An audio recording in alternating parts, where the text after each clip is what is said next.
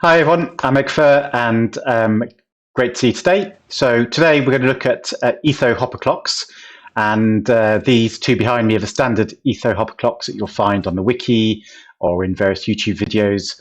But actually they're kind of designed based on Java mechanics, and on Bedrock we can make better ones than this, certainly smaller ones. So today I'm going to have a look at those. I'll show you how to make them, and we'll have a quick chat about how they work as well. Okay, so let's dive straight in.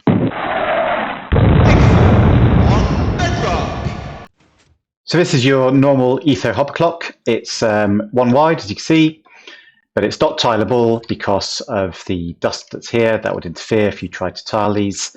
And it is 6 blocks across and 3 blocks down. It's a total of 18 blocks.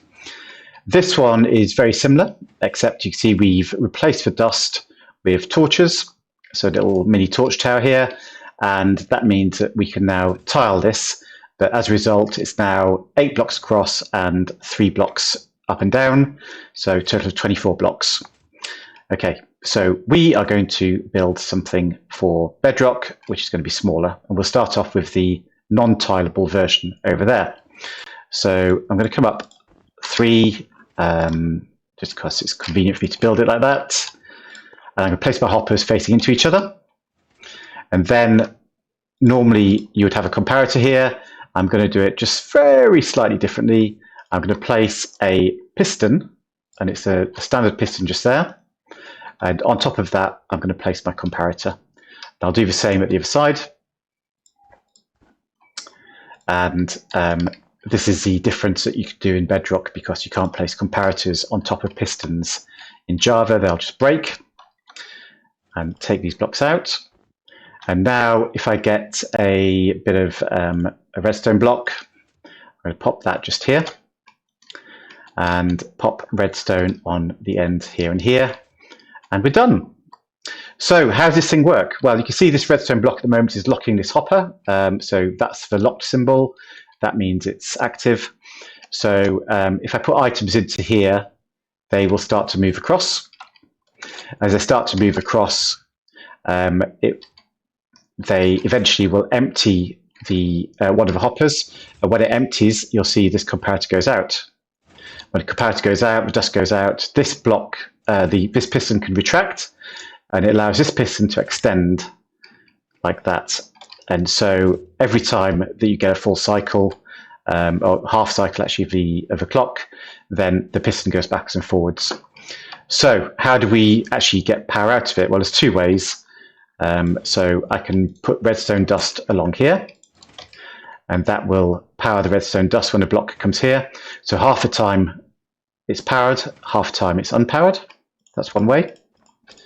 And the other way is to put a torch on the end here, and what you'll see is every full clock cycle, that torch will flash. It's not a one tick pulse, but it'll flash for a couple of ticks and then goes off again. So we're looking now at the standard tileable Etho hopper clock, and we're going to make an alternative version of that. And this one is probably, it's certainly smaller, but it does have a few little quirks to it, and it's more expensive to build. So there may be a time when it's exactly what you need. But in a lot of cases, it might be that it's not that helpful. But let's have a look at it, and we'll see how we get on. So the first thing we're going to do is the same as we did before. We're going to place some pistons with comparators on top. So I've got my hoppers facing into each other. But the difference is that this time I'm going to place sticky pistons facing here and facing there. And I'm going to place a redstone block on that. My comparators can go on here and on here, but this is where I would have placed the dust. I can't place dust because I want it to be tileable. So instead of that, I'm going to place a sticky piston, and I can put an observer, which is powering downwards, its face pointing upwards. I'll do the same on the other side, exactly the same, with an observer powering downwards and facing upwards. Okay. So this block can go, and this block can go. So what I need to do now is I need to get my power down from here to power this piston. So how am I going to do that? Well, actually, I'm going to put another observer here and one here. So they're facing out, but powering towards the piston. And just here, I can do one of two things. I can place a bell here, but actually bells are quite noisy, and although pistons are noisy as well, but the bells make a different noise and it's probably a bit annoying. So actually I'm going to place another piston just here and another piston just here. Right, so my unlocked hopper, I can now place some items in there. And of course, the more items you place, the longer the time between the clock moving backwards and forwards. And what you can see happening here is that when everything moves out of this hopper, then the comparator will turn off.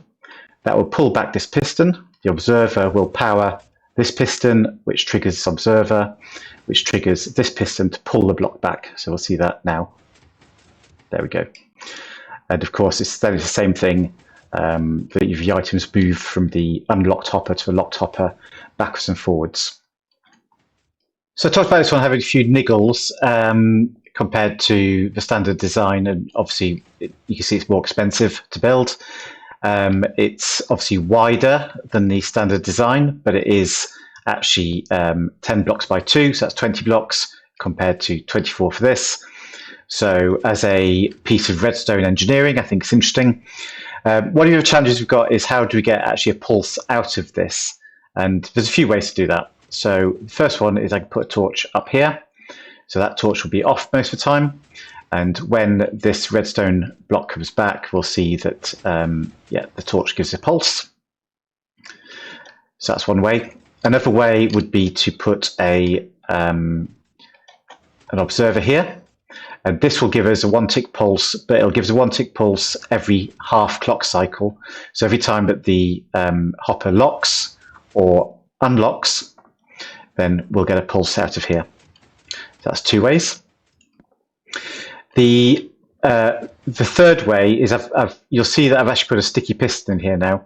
So if I put an observer against here, then I get a very special kind of pulse out of this system. So I'm going to put some redstone dust along here. And what you'll see is when this observer comes out, we kind of missed it there. Let me put a repeater down as well, make it clearer. So when this observer comes out, it will pulse, but it doesn't light the repeater or the dust. And why is that? Well, that's because of a thing in Bedrock called C ticks and P ticks. Every redstone tick that we kind of think of most of the time is actually made up of 2 game ticks. And in each game tick, the game will either process consumers of redstone signals or producers. And a repeater is a producer because it can send redstone signals out, whereas something like a piston is a consumer. And you will see when this comes out, actually the piston fires. And that's because we get a C tick out of this system with an observer being pushed by a sticky piston, and it will only fire certain types of contraption.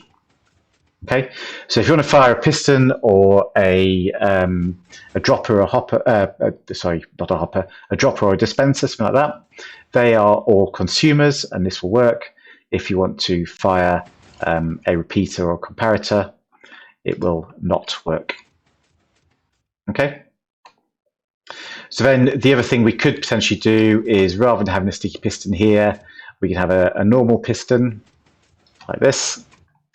And what will happen when this comes out is I'll get 2 flashes. See that flash a couple of times. But if I put a piston, sorry, get my words all mixed up now. If I put a repeater here on 2 ticks, then I will only get 1 pulse out of it. Just watch that again. Yeah, just 1 pulse coming out. So there are plenty of ways of getting a signal out of this system, but like I say, it's certainly more complicated. It's more expensive. It's wider, but it is smaller. So I think it's pretty cool from that perspective. This one, though, is, I think, pretty cool, and I don't see why anyone on Bedrock Edition wouldn't start building their Etho hopper clocks like this, because it's more compact and does everything that the standard one does. That's it for this video, guys. Thank you very much for watching, and I encourage you to have a look at my channel. There's lots of really cool stuff on there, from redstone contraptions through to some really cool farms as well. So check out my channel, and I'll see you next time. Bye-bye.